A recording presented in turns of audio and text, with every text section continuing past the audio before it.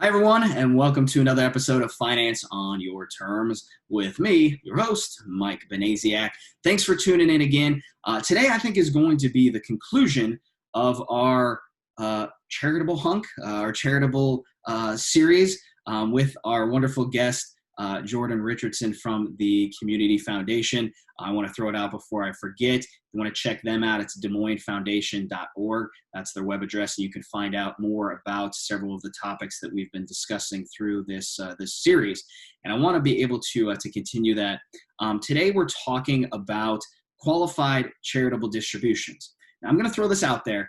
This may not be relevant to you because there's an age component to this, but think parents, grandparents, aunts, uncles, other people that you know that will or currently meet these requirements or will very soon. Do they know about it? And so making sure that you're armed with the knowledge to be able to share this with them as well. So again, topic today, qualified charitable distributions. Jordan, talk to us a little bit about what it is. Yeah, so right off the bat, let's talk about the name. Qualified Charitable Distribution. You might have heard of it as a QCD, or you might have heard of it as an IRA charitable rollover. Three names for the same thing. And what is it? It's an opportunity for individuals over 70 and a half to make charitable gifts directly out of their IRA, tax-free to them. So when we think about charitable giving, a lot of times we think about a charitable tax deduction as the response to that gift from a tax perspective. This is a little bit different, where in this case, we're not talking about a deduction, but we're saying, hey, you as an individual over 70 and a half, if you take a distribution from your IRA, generally, you're going to pay taxes on the distribution.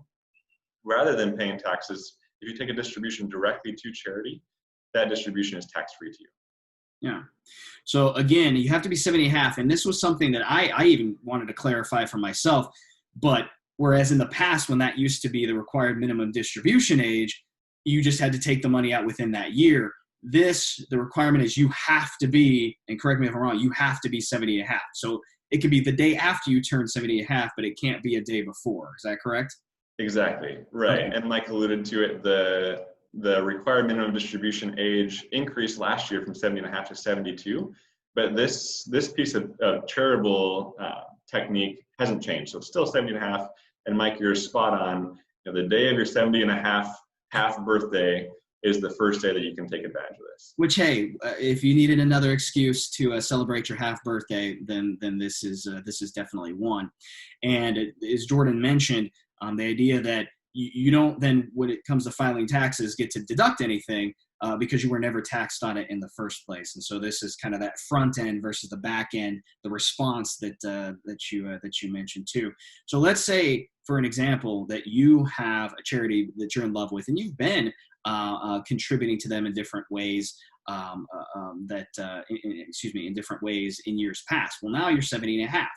You say, well, I still want to contribute to them. So as long as the check is cut directly to them, as long as the money doesn't touch your hands, it goes from the IRA, which again, you're 70 and a half, you might have already been taking required minimum distributions. You might have already had to take some of this money out. What a great opportunity to still give that money to charity, giving it directly to them to make sure that we make it very clear that this is a qualified charitable distribution, but just a shortcut, if you will, to be able to take advantage of. Right. Anything else? We talked last time we were together about the Endow Iowa tax credit, and that's one additional tool that you can layer onto this, where potentially you can give to an Iowa nonprofit through a community foundation from your IRA, get that nice benefit of the tax-free distribution, but then also receive a tax credit for any additional state tax liability you might have. Oh, okay. I did not know that. So that's great. So stacks on stacks on stacks of tax benefit to you. So that's a wonderful thing to think about, because I'm guessing a lot of you out there, most of these organizations, and again, check out the Community Foundation and their website, because I'm guessing a lot of the charities that you're already giving to probably have endowments with the Community Foundation, or one of the many community foundations around the state, and probably are able to take advantage of that Endow Iowa tax credit, as we talked about last time too. So, wonderful. Any other last things to add, or anything else they should be thinking about, should check out on the website resources as we kind of wrap up this series? yeah, feel free to check us out, DesMoinesFoundation.org. There's a nice ways to give tab on the top left side that can get the conversation started that way. Yeah.